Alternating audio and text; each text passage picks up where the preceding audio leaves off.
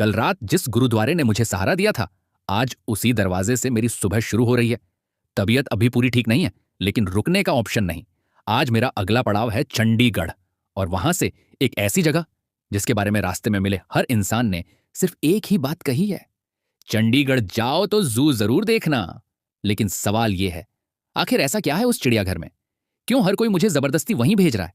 मैं सड़क किनारे खड़ा हूं, 0 रुपये जेब में, धूप तेज है और एक भी गाड़ी रुकने का नाम नहीं ले रही।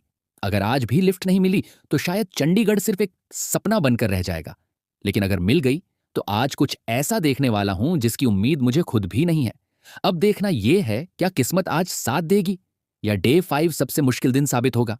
तभी अचानक दुष्यंत सिंह जी मिलते हैं और बिना ज्यादा सवाल किए मुझे अपनी बाइक पर 15 किलोमीटर की लिफ्ट दे देते हैं। अब चंडीगढ़ यहां से करीब 25 किलोमीटर दूर था। रास्ते में बातों बातों में दुष्यंत जी भी वही बात दोहरा देते हैं, भाई चंडीगढ़ की जो जरूर जाना। और यहीं मेरा दिमाग घूम जाता है। भाई ये लोग मिलकर मेरा दिमाग खराब कर रहे हैं क्या? हर कोई एक ही बात कह रहा है, जहां जरूर जाना, पर कोई ये नहीं बता रहा कि आखिर उस जू में ऐसा है क्या। अब मेरा एक्साइटमेंट बढ़ चुका था। अब जू जाना सिर्फ प्लान नहीं रहा, अब वो जिद बन चुका था। मुझे तुरंत दूसरी लिफ्ट चाहिए थी। अब चाहे जो हो, आज तो जू जाना ही था। और तभी किस्मत फिर पलटती है। मुझे अगली लिफ्ट मिलती है, दीप और विजय जी के साथ। दोनों मुझे सीधा जू के गेट पर ही छोड़ देते हैं। इतना ही नहीं, दोनों मिलकर मेरी टिकट भी फ्री करवा देते हैं। मैं उन्हें दिल से धन्यवाद कहता हूं। और अब मैं खड़ा था उस जगह के गेट पर जिसके बारे में पूरे रास्ते बस सुना ही था। अब सवाल सिर्फ एक था, क्या यह जू वाकई उतना खास है जितना लोग बता रहे थे? और इसका जवाब अंदर जाकर ही मिलने वाला था। दोनों भाइयों को दिल से धन्यवाद देकर अब मैं चिड़ियाघर के अंदर जाने की तैयारी कर रहा हूं। चलो देखते हैं, आखिर ऐसा क्या है इस जगह में जिसके लिए रास्ते भर हर कोई बस एक ही बात कहता रहा, भाई जू जरूर जाना। पीछे आप देख सकते हो, यही है वो गेट जहां से अंदर एंट्री होती है। दूसरी तरफ टिकट विंडो भी दिख रही है, लेकिन आज मुझे टिकट नहीं लेनी पड़ी। मेरी टिकट उन दोनों भाइयों ने फ्री करवा दी। अब ये उन्होंने अपने पैसों से ली या किसी पहचान से, ये मुझे नहीं पता, लेकिन इतना जरूर पता है कि यह सफर आज भी इंसानों की वजह से आगे बढ़ रहा है। जैसे ही मैं अंदर दाखिल हुआ, मैं सीधा पहुंचा डायनासोर पार्क की तरफ, और वहां जो मैंने देखा वो मेरी उम्मीद से कहीं ज्यादा था। आप खुद देखो, जैसे ही मैं डायनासोर पार्क के अंदर दाखिल हुआ, सबसे पहली नजर जिस चीज पर जाकर रुकी वो कोई डायनासोर नहीं था। मेरे सामने खड़ा था एक अजीब सा जीव जिसका शरीर पेड़ जैसा था, चेहरा किसी इंसान और किसी जंगल के रक्षक जैसा, और पूरा शरीर सूखे पत्तों और लकड़ी से बना हुआ। पहली बार देखकर समझ ही नहीं आया कि यह कोई मूर्ति है या फिर किसी कहानी का जिंदा किरदार। इसके चेहरे के भाव ऐसे थे जैसे ये हमें देख रहा हो और मानो कह रहा हो, जंगल में कदम संभल कर रखना। आसपास बच्चे इसे देखकर रुक जा रहे थे, कुछ डर के मारे पीछे हट रहे थे और कुछ इसे छूने की कोशिश कर रहे थे। डायनासोर पार्क की शुरुआत ही इतनी रहस्यमयी होगी ये मैंने सोचा भी नहीं था। और तभी मुझे समझ आया, यह पार्क सिर्फ डायनासोर दिखाने के लिए नहीं बना, बल्कि हमें उस जमाने के डर, कल्पना और रहस्य को महसूस कराने के लिए बनाया गया है। और अगर यह शुरुआत है तो आगे अंदर क्या क्या देखने को मिलने वाला है, यह सोचकर ही मेरी उत्सुकता और बढ़ गई। गुफा को पार करते ही माहौल ही बदल गया। अचानक मेरे सामने जो था वो देखकर एक पल को मैं खुद भी रुक गया। सामने एक डायनासोर खड़ा था।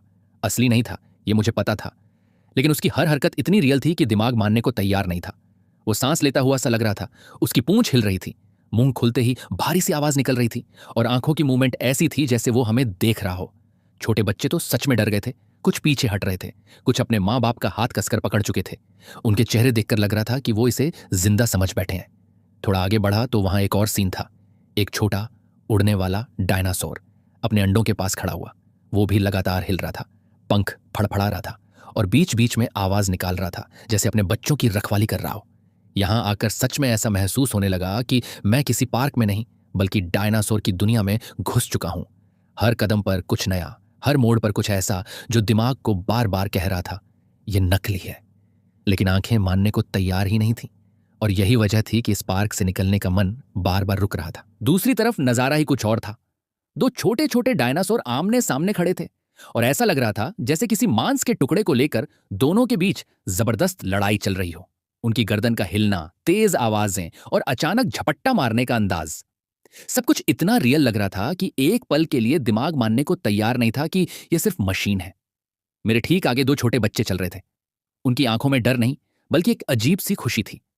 वो रुक रुक कर एक दूसरे को दिखा रहे थे, जैसे सच में किसी और ही दुनिया में आ गए हों। उनके चेहरे देखकर लग रहा था कि उनके लिए ये पार्क सिर्फ देखने की जगह नहीं है, ये उनकी कल्पना को जिंदा करने वाली दुनिया है। और मैं बस यही सोच रहा था कि अगर इतने छोटे डायनासोर भी इतना असर डाल सकते हैं, तो असली डायनासोरों की दुनिया कितनी डरावनी और रोमांचक रही होगी। ये जगह बच्चों के लिए खेल नहीं और बड़ों के लिए सिर्फ पार्क नहीं, ये एक ऐसा अनुभव है जो आपको कुछ देर के लिए हजारों साल पीछे ले जाता है। डायनासोर पार्क से निकलते ही मैं पहुंचा बर्ड्स पार्क की तरफ, और यहां कदम रखते ही जो सबसे पहली चीज मेरी नजर में पड़ी वो था सफेद मोर। इतना शांत, इतना सुंदर, जैसे किसी पेंटिंग से निकलकर सामने खड़ा हो। उसके पंखों की सफेदी और चाल में एक अलग ही शान थी। कुछ पल के लिए तो मैं वहीं रुक गया। आगे बढ़ते ही एहसास हुआ कि यह सिर्फ एक बर्ड्स पार्क नहीं है। यहां ऐसी ऐसी पक्षियों की प्रजातियां थीं जिन्हें मैंने आज से पहले कभी देखा ही नहीं था। कुछ पक्षी भारत में पाए ही नहीं जाते, फिर भी यहां पूरे सुकून से रह रहे थे। हर एक के लिए बड़ा स्पेस, ऊंचे ऊंचे जालीदार पिंजरे, खुला माहौल। ऐसा लग ही नहीं रहा था कि यह कैद है, बल्कि ऐसा लग रहा था जैसे ये अपनी ही दुनिया में हो। कहीं रंग बिरंगे परिंदे थे, कहीं बहुत शांत और गंभीर से दिखने वाले पक्षी। कुछ उड़ने की कोशिश कर रहे थे, कुछ आराम से टहले जा रहे थे। मैं एक एक पिंजरे के पास रुक रहा था, देख रहा था, समझने की कोशिश कर रहा था। वक्त कैसे बीत गया पता ही नहीं चला। सच कहूं तो इस जू को देखते देखते मैं एक बात पूरी तरह भूल चुका था कि मैंने सुबह से कुछ खाया नहीं है, और यह भी भूल गया था कि मुझे आगे भी सफर करना है, लिफ्ट ढूंढनी है, रात के ठिकाने के बारे में सोचना है। लेकिन उस पल यह जू इतना दिलचस्प लग रहा था कि भूख, थकान और चैलेंज सब कुछ पीछे छूट गया। यह जगह सिर्फ जानवर दिखाने के लिए नहीं बनी, यह जगह आपको आपकी दुनिया से बाहर निकालकर कुछ देर के लिए एक अलग ही दुनिया में ले जाती है। और शायद यही वजह है कि मैं यहां रुक गया, देखता रहा और भूल गया कि मेरी यात्रा अब भी खत्म नहीं हुई है। बर्ड्स पार्क में आगे बढ़ते ही मेरी नजर जिस पक्षी पर जाकर ठहर गई वो था पेंटेड स्टॉर्क, जिसे हिंदी में पेंटेड सारस कहा जाता है। लंबा कद, सफेद शरीर पर गुलाबी और काले रंग की खूबसूरत परतें, और चोंच के पास हल्का पीला नारंगी टच, मानो किसी कलाकार ने ब्रश से धीरे धीरे रंग भर दिए हों। यह पक्षी जितना शांत दिखता है उतना ही स्मार्ट शिकारी भी है। पेंटेड सारस पानी में धीरे धीरे चलता है और बिना ज्यादा हिले डुले अपनी चोंच से मछलियों को पकड़ लेता है। सबसे खास बात यह थी कि यह पक्षी बिल्कुल डरा हुआ नहीं लग रहा था। इतनी भीड़ के बावजूद अपने ही अंदाज में खड़ा था, जैसे इंसानों की मौजूदगी से उसे कोई फर्क ही ना पड़ता हो। मैं उसे देखता रहा और सोचता रहा कि कुदरत कितनी आसानी से इतनी जटिल सुंदरता बना देती है। पेंटेड स्टॉर्क आमतौर पर भारत, श्रीलंका और दक्षिण पूर्व एशिया में पाया जाता है, लेकिन इसे इतने पास से इतनी शांति में देखना मेरे लिए पहली बार था। कुछ पल के लिए मैं अपनी ₹0 जर्नी भूल गया। भूख, थकान, आगे का सफर सब पीछे छूट गया। कुछ पल के लिए मैं अपनी थकान और भूख भी भूल गया। बस खड़ा होकर उस पेंटेड स्टॉर्क को देखता रहा, और तभी मुझे एहसास हुआ यह जू सिर्फ जानवर दिखाने की जगह नहीं है, यह इंसान को प्रकृति के थोड़ा और करीब ले जाने की कोशिश है। लेकिन शरीर अब जवाब देने लगा था। जू बहुत बड़ा था और मैं अभी सिर्फ आधा ही घूम पाया था। भूख बढ़ती जा रही थी, पैर भारी हो चुके थे। फिर भी मैंने मन में ठान लिया था, अब यहां तक आ ही गया हूं तो आगे भी चलूंगा। और आगे बढ़ते ही मुझे दिखे हिरन, शांत, सुंदर और बेहद मासूम। आगे बढ़ते ही मुझे हिरन दिखाई दिए, लेकिन ये किसी खुले जंगल या हरे मैदान में नहीं थे। यहां ना तो हरियाली थी, ना घास का मैदान। हिरन एक बड़े से घिरे हुए एरिया में थे, चारों तरफ ऊंची फेंसिंग और सूखी जमीन। फिर भी उनकी चाल, उनका डर कर इधर उधर देखना और हल्की सी आवाज पर चौकन्ना हो जाना, यह सब देखकर साफ समझ आ रहा था कि ये कितने शांत। आगे बढ़ते ही एक अलग ही नजारा दिखा। लंबी गर्दन, भारी शरीर और तेज निगाहें, ये थे शुतुरमुर्ग। खुले मैदान में नहीं, बल्कि एक बड़े सुरक्षित पिंजरे के अंदर रखे गए थे। घास यहां भी नहीं थी, जमीन सूखी और सख्त, लेकिन फिर भी उनका रौब कम नहीं लग रहा था। हॉग डियर को देखकर मैं कुछ पल के लिए रुक ही गया। दिखने में ये हिरन बाकी हिरणों से थोड़े अलग थे। शरीर भारी, चाल में अजीब सी सुस्ती और आंखों में वो सतर्कता जो जंगल के हर खतरे को पहले ही भांप लेती है। ये खुले मैदान में नहीं थे, बल्कि एक सीमित लेकिन सुरक्षित इलाके में रखे गए थे। घास ज्यादा नहीं थी, फिर भी ये जानवर पूरी शांति के साथ अपनी दुनिया में मग्न नजर आ रहे थे। आगे बढ़ा तो माहौल अचानक बदल गया। अब सामने कांच के बड़े बड़े पिंजरे थे। इन पिंजरों के अंदर कई तरह के सांप रखे गए थे, कुछ शांत, कुछ कुंडली मारे हुए और कुछ ऐसे जो बस सही पल का इंतजार कर रहे हों। लेकिन सबसे ज्यादा चौंकाने वाली चीज सांप नहीं थे, बल्कि वही कांच के पिंजरों में मुर्गे और उनके छोटे छोटे चूजे भी थे। शायद ये उन विशाल अजगरों के भोजन के लिए रखे गए थे। ये देखकर एक अजीब सी घबराहट दिल में उतर आई। जू का यह हिस्सा सुंदर नहीं था, पर हकीकत के बहुत करीब था। यहां कुदरत का वो नियम दिख रहा था जहां दया नहीं, सिर्फ संतुलन होता है। थका हुआ शरीर, भूख से कमजोर पेट, और सामने ये सब देखकर मैं समझ गया, ये जो सिर्फ देखने की जगह नहीं, ये समझने की जगह है। और अभी इस सफर में बहुत कुछ देखना बाकी। कुछ पिंजरों में अजगर जैसे बड़े सांप थे, इतने मोटे कि एक बार नजर पड़ी तो नजर हटाना मुश्किल हो जाए। उनके पास ही मुर्गे और उनके छोटे छोटे बच्चे रखे हुए थे, शायद उसी सांपों के भोजन के लिए। यह देखकर एहसास हुआ कि यहां सब कुछ नेचुरल साइकिल के हिसाब से चल रहा है।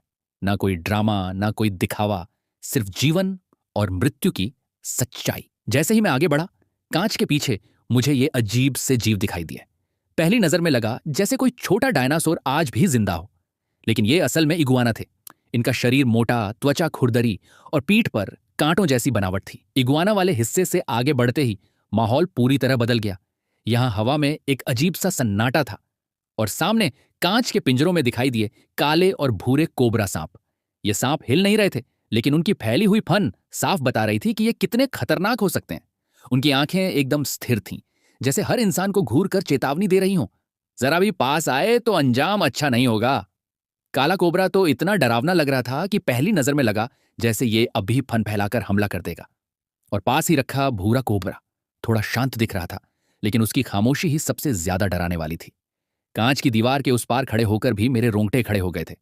सोच रहा था, अगर यही सांप खुले जंगल में मिल जाए तो शायद इंसान को भागने का मौका भी न मिले। यह हिस्सा चिड़ियाघर का सबसे खौफनाक था।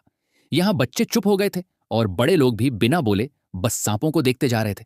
सच कहूं तो यहीं आकर महसूस हुआ कि जहर की ताकत कैसी होती है, और क्यों कोबरा को जंगल का सबसे खतरनाक शिकारी माना जाता है। जैसे ही मैं आगे बढ़ा, सामने एक ऐसा जीव दिखा जिसे देखकर एक पल को मैं ठिठक गया। यह कोई आम बंदर नहीं था। इसके चेहरे पर अजीब सी सख्ती थी, और शरीर पर सफेद सफेद बाल ऐसे फैल रहे थे जैसे किसी बुजुर्ग योद्धा की दाढ़ी हो। यह था हेमेड्रियस बबून, अफ्रीका से आने वाली एक बेहद अलग और एक्सोटिक प्रजाति। इसकी आंखों में एक अजीब सा रौब था, मानो हर आने जाने वाले को घूर कर परख रहा हो।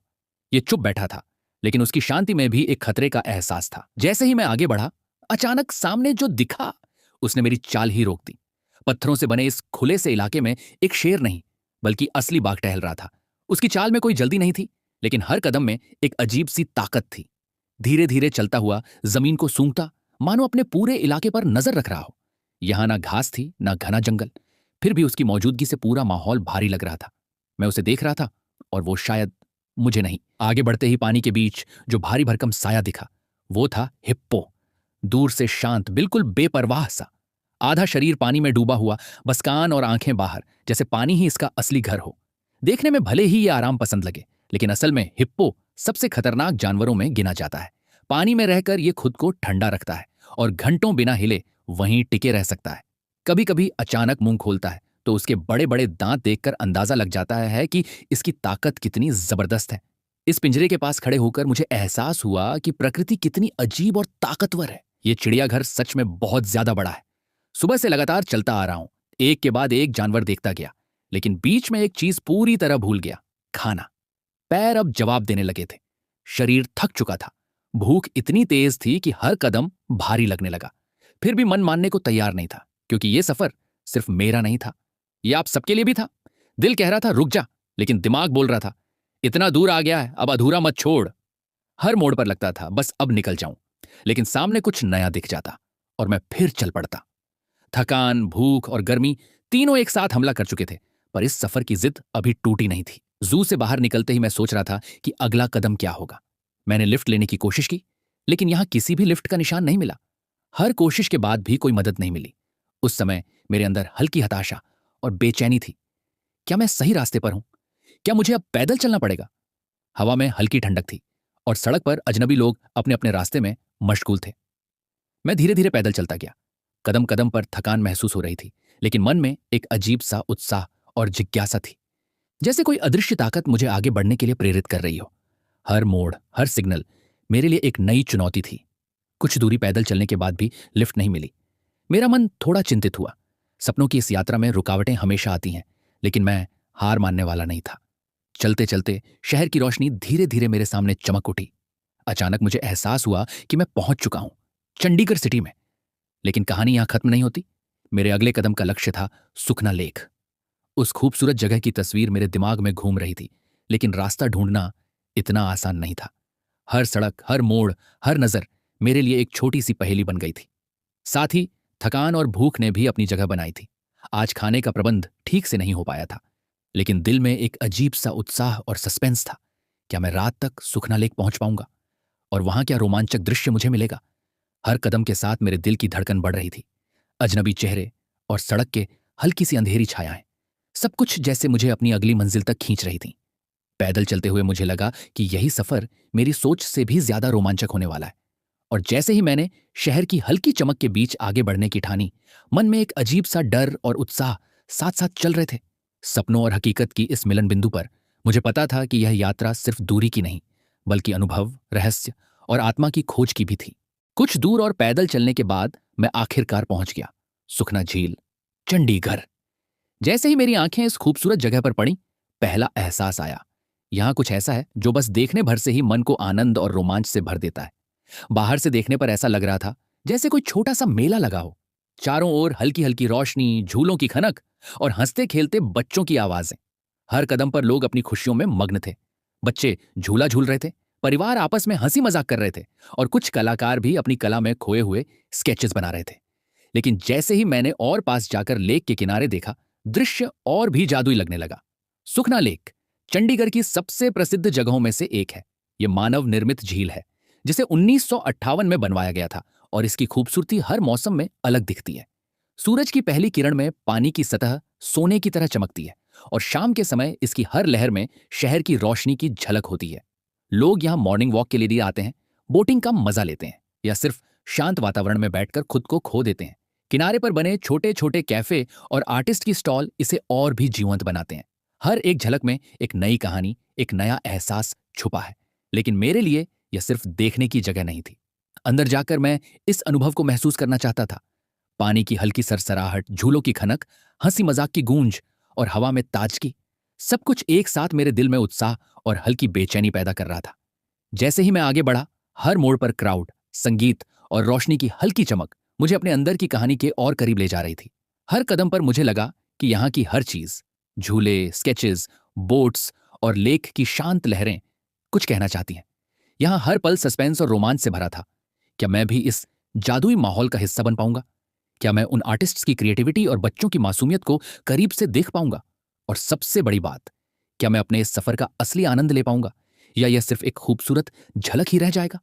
हर नजर, हर आवाज और हर हल्की हल्की सरसराहट मेरे भीतर की जिज्ञासा को और बढ़ा रही थी। सुखना लेक सिर्फ चंडीगढ़ की शान नहीं, बल्कि उन छोटे छोटे अनुभवों का खजाना था, जिन्हें महसूस करने के लिए सिर्फ देखना नहीं, बल्कि जीना पड़ता है। जब मैं सुखना लेक के अंदर पहुंचा, तो हर कदम पर मुझे एक अलग ही दुनिया महसूस हुई।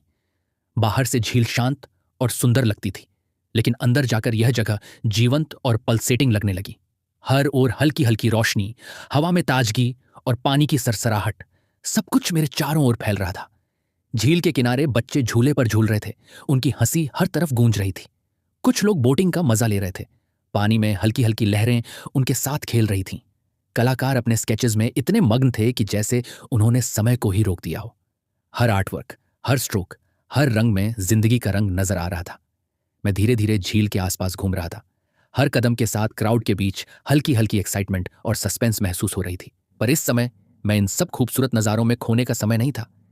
धीरे धीरे सूरज ढल रहा था, और लगभग 5 बजे का समय हो चुका था। थोड़ी ही देर में अंधेरा फैलने वाला था। मेरे सामने अब एक बड़ी चुनौती थी। मुझे ढूंढना था रात बिताने के लिए कोई सुरक्षित और आरामदायक जगह, जहां मैं दिन भर की थकान के बाद शांति से सो सकूं और कुछ खा सकूं, ताकि अगले दिन फिर से सफर के लिए तैयार हो सकूं। सोचते हुए मेरे दिल में हल्की बेचैनी थी। आज सुबह से मैंने कुछ भी सही से नहीं खाया था, बस एक गिलास गन्ने का रस मिला था, और उसी के सहारे पूरे दिन चलता रहा। अब भूख ने अपनी जगह बना ली थी, और थकान भी कम नहीं हुई थी। मैंने आसपास 2-3 जगहों पर पूछा, लेकिन हर जगह कोई जगह खाली नहीं थी। धीरे धीरे निराशा ने मेरे मन को घेर लिया। सड़क पर सोना भी संभव नहीं था, क्योंकि रात में पुलिस आकर परेशान कर सकती थी। मेरे दिमाग में अब सिर्फ एक आखिरी उम्मीद बची थी, लगभग 3 किलोमीटर दूर एक गुरुद्वारा, जहां मुझे शायद रात बिताने की जगह और खाना मिल सके। मैंने बस पकड़ ली और धीरे धीरे अपने पैरों की गति बढ़ाई। हर कदम के साथ मेरा मन तेज हो रहा था। थकान, भूख और चिंता के बीच एक हल्की आशा भी थी। क्या मुझे वहां जगह मिलेगी? क्या मैं आराम से सो पाऊंगा? रास्ते में हर सड़क, हर झलक और हर आवाज मेरे मन में सस्पेंस और उत्सुकता पैदा कर रही थी। अंधेरा धीरे धीरे घिर रहा था और मेरे कदम तेज हो रहे थे। सिर्फ सोच ही नहीं, बल्कि आशा और उम्मीद की लकीरें मुझे आगे खींच रही थीं। और जैसे ही मैं गुरुद्वारे की तरफ बढ़ा, मन में हल्की राहत और साथ ही हल्की बेचैनी भी थी। क्या वहां मेरे लिए जगह होगी? क्या मुझे रात भर की थकान मिटाने का मौका मिलेगा? और क्या मैं कुछ खा पाऊंगा ताकि अगले दिन फिर से सफर पर निकल सकूं? सिर्फ कुछ ही मिनट दूर था अब गुरुद्वारा, और मेरे दिल की धड़कन हर कदम के साथ तेज हो रही थी। यह सफर सिर्फ पैदल चलने का नहीं, बल्कि हिम्मत, उम्मीद और अपनी सीमाओं को परखने का अनुभव बन चुका था। शाम के 8 बज चुके थे। पैर अब चल नहीं रहे थे। कंधों पर टंगा बैग किसी बोझ से कम नहीं लग रहा था, और दिमाग बस एक ही सवाल पूछ रहा था, आज रात कहां? पूरे दिन पैदल घूमते घूमते भूख, थकान और कमजोरी ने मुझे अंदर से तोड़ दिया था। इस हालत में कैमरा उठाने की भी हिम्मत नहीं बची थी। मैंने वीडियो बनाना बंद कर दिया था, क्योंकि उस वक्त कंटेंट नहीं, बस जिंदा रहना जरूरी था। हर रास्ता, हर मोड़ बस एक उम्मीद लेकर देख रहा था, शायद कहीं आज रात रुकने की जगह मिल जाए। और तभी, जब लग रहा था कि आज सब खत्म हो जाएगा, मुझे एक गुरुद्वारे का सहारा मिला। वहां सिर्फ छत नहीं मिली, वहां इंसानियत मिली, सोने की जगह भी, और दिन भर की भूख के बाद पहली बार पेट भर खाना भी। उस वक्त मुझे एहसास हुआ, ये ₹0 का चैलेंज सिर्फ सफर नहीं है, ये भरोसे, धैर्य और हिम्मत की परीक्षा है। डे 5 ऐसा दिन था जहां मैं लगभग हार चुका था, लेकिन शायद ऊपर वाला चाहता था कि कहानी यहीं खत्म ना हो। आज यहीं रुक रहा हूं, कल क्या होगा मुझे खुद नहीं पता, लेकिन इतना तय है, यह सफर अभी बाकी है।